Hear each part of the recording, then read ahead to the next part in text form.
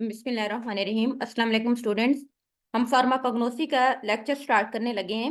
हमारा next chapter है chapter number 5 और चैप्टर का नाम है इंजाइम्स का।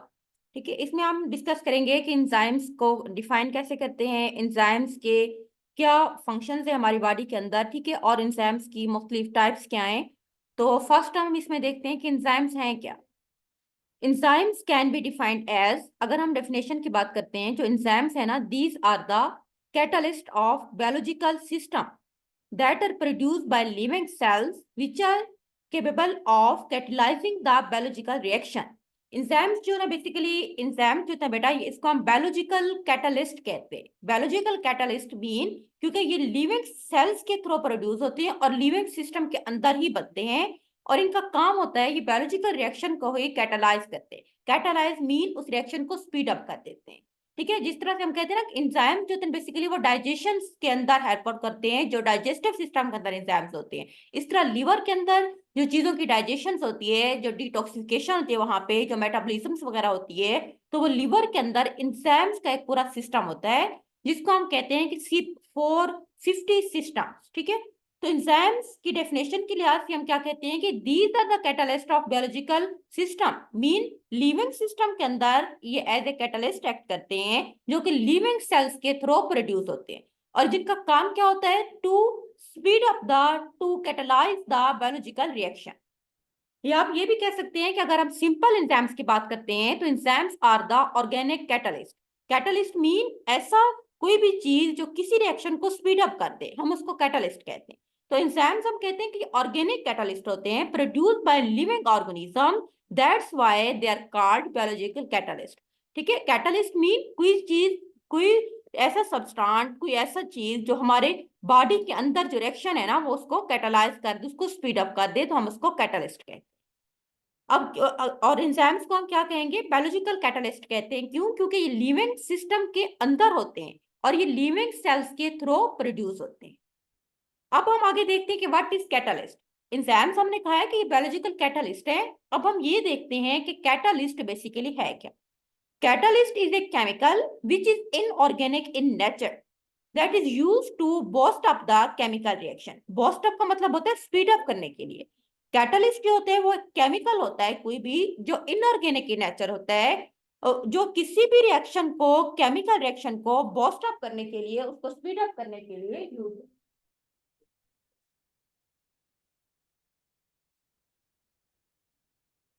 तो उसको हम नाम देते हैं कैटलिस्ट का। And but it is not utilised itself in the chemical reaction. Mean जो कैटलिस्ट होता है वो कोई भी हमारे पास इनऑर्गेनिक सब्सटेंस होता है या कोई केमिकल्स होता है जो किसी भी केमिकल रिएक्शन को स्पीड अप करता है, but not utilise itself in the chemical reaction, लेकिन खुद केमिकल रिएक्शन के अंदर जाके यूटिलाइज नहीं होता। तो उसके बाद क्या है कि all the enzymes are catalyst. अगर हम एंजाइम्स की बात करते हैं तो सारे के सारे एंजाइम को हम कहते हैं कि these are the catalyst, but all the catalyst are not enzyme. लेकिन हम कैटलिस्ट को एंजाइम नहीं कह सकते, ठीक है, क्योंकि इनऑर्गेनिक in नेचर होते हैं। कुछ जो होते हैं वो केमिकल्स हो सकते हैं, लाजमी नहीं है कि कैटलिस्ट जो होते हैं वो लाजमी तौर पर एंजाइम्स ही हो। कोई केमिकल है, जिस तरह से अगर हम पानी हाइड्रोलाइसिस है तो उसके अंदर हम कोई भी अदर मटेरियल, जिस तरह फॉर एग्जांपल एल्युमिनियम है या प्लेटिनियम है, कोई भी चीज, कोई मेटल, कोई अदर इनऑर्गेनिक सब्सटेंस हम एज ए कैटलिस्ट उसमें यूज कर सकते हैं उस रिएक्शन को जस्ट स्पीड अप करने की। So we can say that कि all the enzymes are catalyst, but not all the catalysts are enzymes. अब हमने ऊपर टर्म यूज की थी कि जो एंजाइम्स है वो ऑर्गेनिक है, जबकि कैटलिस्ट जो होते हैं वो इनऑर्गेनिक है। अब हम ये देखते हैं कि ऑर्गेनिक सब्सटेंस होते क्या है। All the chemicals that contain mainly carbon are called organic substance. ऐसे तमाम केमिकल जिसमें कार्बन लाजमी तौर पर मौजूद होती है, हम उनको नाम देते हैं organic substance. Inorganic substance mean all the chemicals that are not containing carbon, जिसमें कार्बन नहीं होती, ठीक है। कार्बन के अलावा उसमें दूसरी चीज होती है, नाइट्रोजनियस प्रोडक्ट्स भी हो सकते हैं, ठीक है, अल्कलाइड्स वगैरह जिसमें आ सकते हैं, वो होते हैं इनऑर्गेनिक। आगे एक टर्म होता है बेटा हमारे पास है सबस्ट्रेट। हम जब एंजाइम्स की बात करते हैं तो वहां पे हम एक और टर्म की भी बात करते हैं जिसको हम नाम देते हैं सबस्ट्रेट का। सबस्ट्रेट क्या है? These are the molecules on which enzyme can act। वो साइट, वो मॉलिक्यूल्स, वो चीज जिसके ऊपर कोई एंजाइम जाके एक्ट करता है, हम उसको नाम देते हैं सबस्ट्रेट। अब ये क्या है कि ये हमारे पास एक एंजाइम्स है, ठीक है। फॉर एग्जांपल एंजाइम्स का नाम है सक्रेज। सक्रेज एक एंजाइम्स है, वो एक्टिव साइट जिसको हम सबस्ट्रेट कहते हैं, ठीक है, वो हमारे पास है सक्रोज। सक्रोज क्या है? वो एक्टिव साइट है जिसको हम सबस्ट्रेट कहते हैं। एंजाइम्स हमारे पास क्या है? सक्रेज है। एंजाइम के आखिर में याद रखना हमेशा ASE आता है जिसको हम सफिक्स बोलते हैं। तो एंजाइम्स सक्रेज है, किसके ऊपर एक्ट करेगा? सबस्ट्रेट जिसको हम स्क्रोज कहते हैं। अब एंजाइम और substrate are available first step के अंदर, ठीक है। अब सेकंड में क्या होगा कि जो एंजाइम्स है वो सबस्ट्रेट के साथ मिलकर एक कॉम्प्लेक्स बना देता है जिसको हम नाम देते हैं एंजाइम सबस्ट्रेट कॉम्प्लेक्स का। Substrate bind to enzyme and then form a complex. तो ये हमारे पास है एक दूसरा स्टेप। अब थर्ड नंबर पे क्या होता है कि जो सबस्ट्रेट होता है it is converted into product. जो उस कॉम्प्लेक्स के अंदर एंजाइम और सबस्ट्रेट का जो कॉम्प्लेक्स होता है, ठीक है, उसके अंदर जो सबस्ट्रेट होता है वो कन्वर्ट हो जाता है प्रोडक्ट के अंदर, और जब हम उसमें वाटर का मॉलिक्यूल ऐड करते हैं। अब प्रोडक्ट क्या है? फॉर एग्जाम्पल हमने कहा था कि सक्रेज हमारे पास सबस्ट्रेट है। अब जब वो प्रोडक्ट में कन्वर्ट होगा तो प्रोडक्ट हमारे पास दो बनते हैं। एक को हम नाम देते हैं ग्लूकोज का, और दूसरा हमारे पास क्या है? फ्रक्टोज। तो ये दोनों प्रोडक्ट हैं। एट द एंड प्रोडक्ट जो होते हैं वो रिलीज हो जाते हैं, एंड देन एंजाइम जो होते हैं वो उसमें यूटिलाइज हो जाते हैं, या समटाइम्स साइड के ऊपर रिमूव होके नेक्स्ट फिर एक साइकिल स्टार्ट हो जाता है। तो इस पूरे को हम नाम देते हैं एंजाइम सबस्ट्रेट कॉम्प्लेक्स का, ठीक है। अब ये अहम क्वेश्चन है कि difference between enzyme and catalyst, दोनों में क्या फर्क है? यहाँ पे एक कॉलम के फॉर्म में आपको एक टेबल दिया हुआ है। फर्स्ट हमारे पास है एंजाइम्स एंड देन हमारे पास है कैटलिस्ट। एंजाइम्स क्या है? All the enzymes are organic substance, जबकि अगर हम कैटलिस्ट की बात करते हैं, all the catalyst are inorganic substance. Organic mean जिसमें कार्बन लाजमी तौर पर मौजूद है, इनऑर्गेनिक जिसमें कार्बन मौजूद नहीं होती। दूसरा हमारे पास पॉइंट है कि enzyme mostly destroy during the reaction. जब कोई रिएक्शन होता है ना तो मोस्टली तौर पर जो एंजाइम्स होते हैं वहां पे यूटिलाइज हो जाते हैं, डिस्ट्रॉय हो जाते हैं। But catalyst are not destroyed in the chemical reaction. लेकिन कैटलिस्ट जो होते हैं वो डिस्ट्रॉय नहीं होते, ठीक है, मीन वो यूटिलाइज नहीं होते, जिस तरह हमने उसकी डेफिनेशन में पढ़ा था। उसके बाद हमारे पास है enzymes are more specific in nature. More specific in nature mean specific होते हैं, एक खास सबस्ट्रेट के ऊपर ही एक खास एंजाइम जो होता है ना वो रिएक्ट करता है।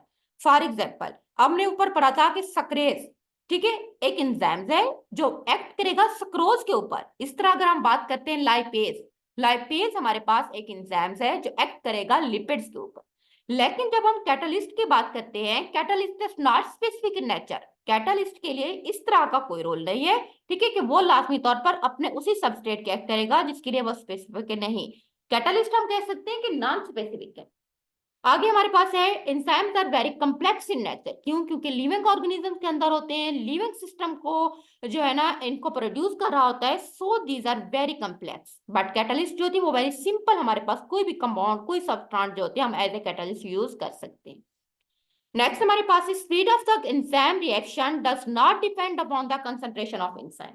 अब ये जो पॉइंट है हम इसका मतलब है कि एंजाइम, अगर हम ये चाहते हैं कि हमारा एक रिएक्शन है जिसको एंजाइम कैटालाइज कर रहा है, अगर हम उसमें एंजाइम्स की कंसंट्रेशन को ज्यादा करते जाएं तो उसके ज्यादा करने से कैटालिस्ट की जो कंसंट्रेशन है, मीन उस रिएक्शन की जो स्पीड है वो ज्यादा नहीं होगी।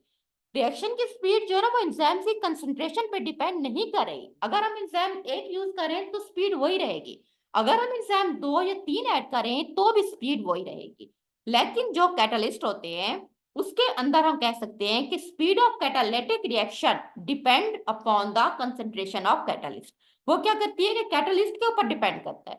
अब इसका मतलब ये है कि अगर हम चाहते हैं कि हमारा रिएक्शन 1 घंटे में जो होना था वो आधे घंटे में हो जाए, तो इस मकसद के लिए जब हम उसके अंदर ज्यादा से ज्यादा कैटलिस्ट ऐड करते जाएंगे तो स्पीड ऑफ रिएक्शन भी उतना ज्यादा इंक्रीज होती जाएगी।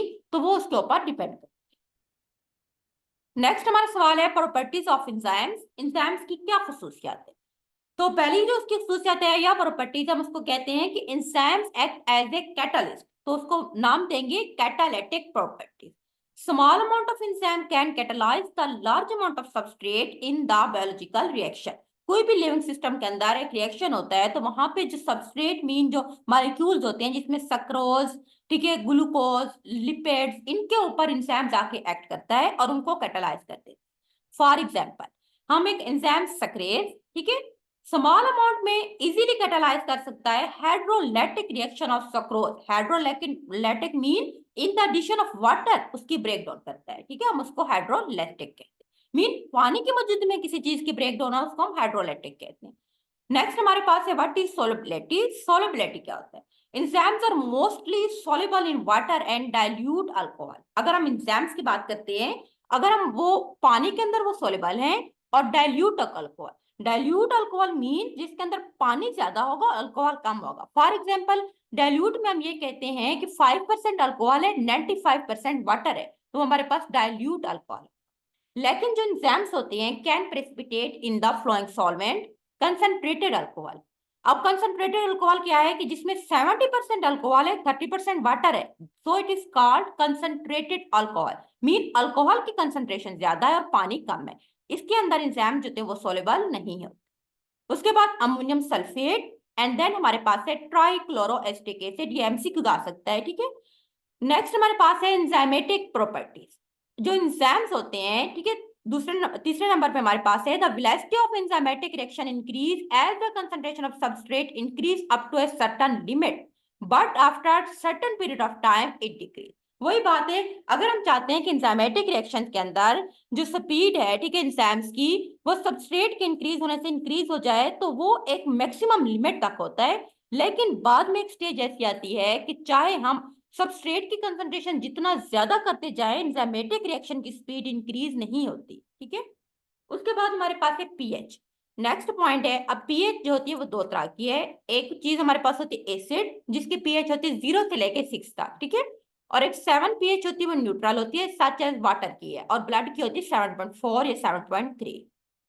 दूसरी चीज हमारे पास होती है बेस। जो बेस होती है ना, बेस की पीएच होती है 7 टू ऑनवर्ड मीन 8 टू 14। तो हम एसिड की जब बात करते हैं तो एंजाइम्स इस पे कैसे एक्ट करते हैं? जो acid deactivate those enzyme that act at alkaline pH. अब फॉर एग्जांपल एक ऐसा एंजाइम है जो कि अल्कलाइन मीन जो बेसिक पीएच है उसके ऊपर एक्ट करता है। अगर उसके अंदर हम कोई एसिड मीडियम प्रोवाइड कर देंगे तो वो एंजाइम डीएक्टिवेट हो जाएगा, डिस्ट्रॉय हो जाएगा। फॉर एग्जांपल अगर हम बात करते हैं trypsin. Trypsin act at alkaline pH 8.57, at acidic pH it will destroy. इस तरह ट्रेप्सन क्या है, वो कहते हैं कि एंजाइम्स होता है जो कि पैंक्रियाज उसको सिक्रेशन होती है उसकी, and very important for proper digestion of food. Next हमारे पास है बेस क्या होती है। बेसिस या हम इसको अल्कली भी कह सकते हैं।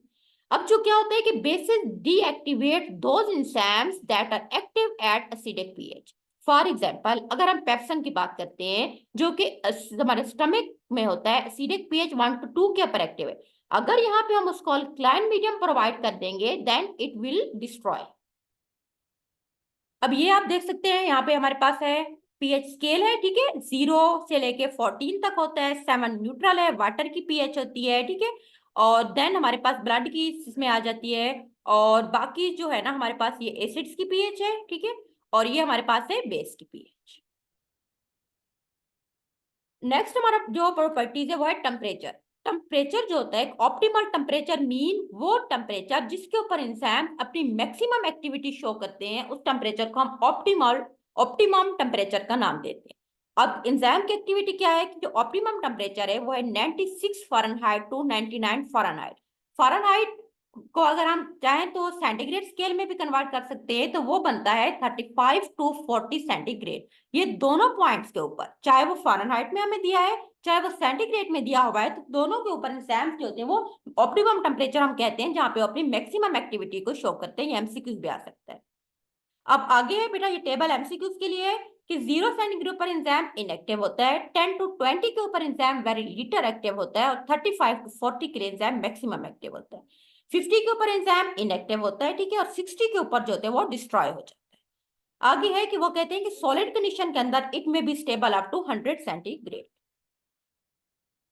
उसके बाद एक एंजाइम हमारे पास है जिसको हम कहते हैं ब्रोमीलीन। ब्रोमीलीन क्या है? ये एक एंजाइम है, ठीक है, हम इसका नाम है, ये होता है it is a proteolytic enzyme.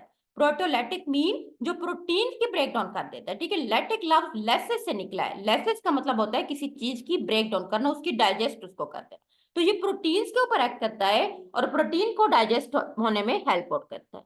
And milk clotting enzymes, और मिल्क को क्लॉट करते हुए जिस तरह दूध से हम दही बनाते हैं, ठीक है, उसके लिए भी यूज होता है। अब इसमें जो जो पॉइंट आपने याद करने हैं वो हमारे पास है, इसका बायोलॉजिकल सोर्स, इसका मॉलिक्यूलर वेट, इसका कलर, इसकी सोलेबिलिटी एंड इसके यूजेस। फर्स्ट हम देखते हैं कि इस एंजाइम्स का,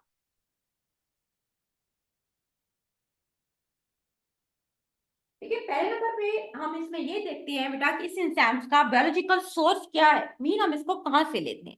it is obtained from juice and stem of अनानास कॉमोसस। प्लांट का नाम है अनानास कॉमोसस, उसका बोटेनिकल नेम है जिसमें दो लफ्ज होते हैं, फर्स्ट और सेकंड। फर्स्ट में पहला लफ्ज हमेशा कैपिटल होता है और सेकंड का जो पहला लफ्ज होता है वो स्मॉल लिखते हैं, ठीक है। फार्माकोग्नोसी के अंदर ये इनको लिखने का एक तरीका होता है, तो वहां से हम इसको ऑब्टेन करते हैं। इसकी फैमिली क्या है, इसकी ब्रोमीलिएसी फैमिली है। देन इसके बाद बेटा हमारे पास है इसका मॉलिक्यूलर वेट क्या है। इसका मॉलिक्यूलर वेट जो है ना वो 2800 मिली मोल है, ठीक है। तो एमसीक्यू आ सकता है ये वाला। एंड देन हमारे पास क्या है कि इसका कलर क्या है। कलर जो है ना ये लाइट येलो कलर, या इसको हम बफ कलर भी कहते हैं। बफ जो होते हैं थोड़ा येलो कलर होता है, लाइट येलो। उसके बाद किस चीज के अंदर सॉल्युबल है, it is very soluble in water, alcohol and chloroform. उसके बाद यूजेस क्या है एंजाइम्स के। It is used as a spotting agent in the treatment of inflammation and oedema, mean anti inflammatory effect रखता है। एडिमा बेटा एक डिजीज होती है जिसमें फ्लूइड जो होती है वो जमा हो जाता है हमारे बॉडी के मुख्तलिफ पार्ट्स के अंदर, फ्लूइड जो होती है वो जमा हो जाती है, उसको हम एडिमा कहते हैं। It is widely used in leather factory, leather के ऊपर एक्ट करके उसको ब्रेक डाउन करते हैं, उससे मुख्तलिफ प्रोडक्ट्स बनने में हेल्प आउट करता है। It is used in production of proteins, proteins को प्रोड्यूस करने में। And it is very effective agent that can easily tenderise the meat. Tenderise the meat mean गोश्त को गलने में हेल्प आउट करता है क्योंकि प्रोटोलैटिक है। नेक्स्ट हमारे पास है पापेन, दूसरा एंजाइम। पापेन क्या है, ये भी प्रोटोलैटिक एंजाइम से सेम प्रोटीन के ऊपर एक्ट करेगा। इसका सोर्स क्या है, papain is a dried latex obtained from green fruit and leaves of Carica papaya. Carica papaya plant है, ठीक है, उसका पूरा नाम है। उससे हम उसका लेटेक्स मीन अंदर वाला जो गोदा होता है वहां से भी ले सकते हैं, उसकी लीफ भी होता है वहां से भी ले सकते हैं। फैमिली क्या है, कैरिसिएसी फैमिली। इसकी प्रिपरेशन कैसे करते हैं। अब क्या है, जो लेटेक्स होता है बेटा वो कहते हैं, लेटेक्स मीन अंदर वाला जो पौधा होता है जिस तरह आम के अंदर होता है। It is obtain by making 2 to 4 incisions, हम कट लगाते हैं, दो या दो से ज्यादा, 2 से 4 कट, ठीक है, on the surface of nearly matured but green fruit while still on the tree.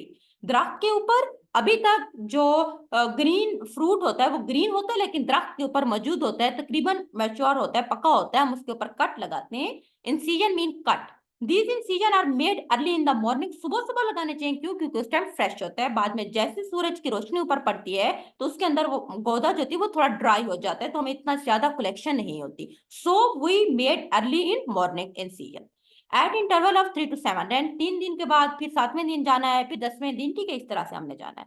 Execute is collected mean अंदर से जो गोदा है in non metallic container, mean container metals के नहीं होने चाहिए बल्कि शीशे के कंटेनर हम यूज करते हैं। मेटल के साथ प्रोडक्ट होते हैं वो रिएक्ट करेगा, खराब हो जाएगा। उसके बाद एक कलर की तरफ है, it has a amorphous light whitish colour powder, ठीक है, लाइट कलर का व्हाइट पाउडर कलर होता है। किस चीज के अंदर सोलेबल है, नेक्स्ट है, it is incompletely soluble water. Water के अंदर सोलेबल तो है लेकिन पूरी तरह मुकम्मल नहीं होता, but insoluble in alcohol, ether and acetone. लेकिन जो अदर सॉल्वेंट जिसमें हमारे पास अल्कोहल आ जाता है, ईथर एंड एसीटोन वगैरह, उसके अंदर ये इनसोलेबल है। नेक्स्ट है मॉलिक्यूलर वेट कितना है, 25710, 25,710 मोल्स इसका वेट है, ठीक है, ये एमसीक्यू आ सकते हैं। इसके यूजेस क्या है, tenderise of meat, used as a protein digestant, as a anti helmintics mean nematode जो होती है प्रोडक्ट, उसमें ये वाला एंजाइम यूज होता है। मीन जो पेट के अंदर जो कीड़े वगैरह हो जाते हैं, ठीक है, उनको बॉडी से रिमूव करने के लिए, क्योंकि डाइजेस्टेंट के तौर पर एक्ट करता है तो उसको रिमूव कर देते हैं। उसके बाद एक क्लैरिफिकेशन ऑफ बेवरेज, बेवरेज जिसमें सॉफ्ट एंड हार्ड ड्रिंक्स वगैरह आती हैं, ठीक है, उस सब की क्लैरिफिकेशन के लिए यूज होता है। It is use to remove the protein from the contact lens. Contact lens भी जो लेंस बनते हैं, ठीक है, वायवे में रहते हैं, वहां से प्रोटीन्स को रिमूव करने के लिए हम इसको यूज कर सकते हैं। उसके बाद नेक्स्ट हमारा टॉपिक है बेटा क्लासिफिकेशन ऑफ एंजाइम्स, वो हम इंशाल्लाह नेक्स्ट टाइम पढ़ेंगे। आज के लिए इतना ही काफी है। अब इसमें जो बात आपने ध्यान से सुननी है वो ये है कि जो जो क्वेश्चन आपके पेपर में बन सकता है, ये बहुत अहम है चैप्टर, ठीक है, इसमें से आपसे सवाल आने हैं। तो पहला सवाल इसमें हमारे पास बनता है एंजाइम सबस्ट्रेट कॉम्प्लेक्स, ठीक है, ऊपर जो पूरा एक फ्लो चार्ट बना हुआ, ये आपको आना चाहिए। सेकंड आ सकता है difference between enzyme and catalyst, second question ये बन सकता है। थर्ड क्वेश्चन जो है वो है प्रॉपर्टीज ऑफ एंजाइम्स, ठीक है, ये हो सकता है। और फोर्थ क्वेश्चन जो है ना वो हमारे बन सकता है इसमें या तो वो ब्रोमेलीन या पेपेन, दोनों भी पूछ सकते हैं, कोई एक एंजाइम भी पूछ सकते हैं, ठीक है। और एक लास्ट क्वेश्चन रह गया क्लासिफिकेशन ऑफ एंजाइम्स, वो हम इंशाल्लाह नेक्स्ट डिस्कस करेंगे। अल्लाह हाफिज।